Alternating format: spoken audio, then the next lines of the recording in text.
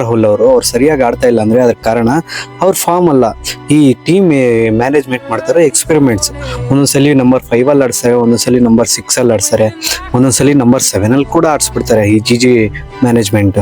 KL Rahul ಅವರು number 5 ಅಲ್ಲಿ ಆಡ್ತಾ ಇದ್ದಾಗ 78 ಅವರೇಜ್ ಅಲ್ಲಿ ಆಡ್ತಾರೆ. ಮತ್ತೆ ಈ ರೇಸ್ ಅಲ್ಲಿ ಯಾವ ಪ್ಲೇಯರ್ ಕೂಡ ಇಲ್ಲ, ಆದ್ರೂ ಇವ್ರನ್ನ ಒಂದೊಂದ್ಸಲಿ ಬೆಂಚ್ ಮೇಲೆ ಕೂರಿಸ್ಬಿಡ್ತಾರೆ, ಒಂದೊಂದ್ಸಲಿ ಎಕ್ಸ್ಪೆರಿಮೆಂಟ್ಸ್ ಮಾಡ್ತಾನೆ ಇರ್ತಾರೆ KL ರಾಹುಲ್ ಅವ್ರ ಮೇಲೆ.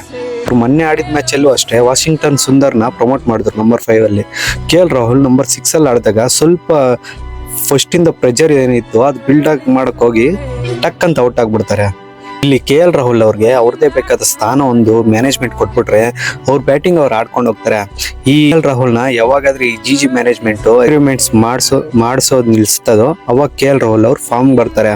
ನೀವೇನ್ ಹೇಳ್ತೀರಾ ಈ ಎಕ್ಸ್ಪೆರಿಮೆಂಟ್ಸ್ ಬಗ್ಗೆ? ಜಸ್ಟ್ ಕಾಮೆಂಟ್ ಮಾಡಿ. ಹಂಗೆ ವಿಡಿಯೋ ಇಷ್ಟ ಆದ್ರೆ ಲೈಕ್ ಮಾಡಿ, ಹಂಗೆ ಸಬ್ಸ್ಕ್ರೈಬ್ ಮಾಡಿ.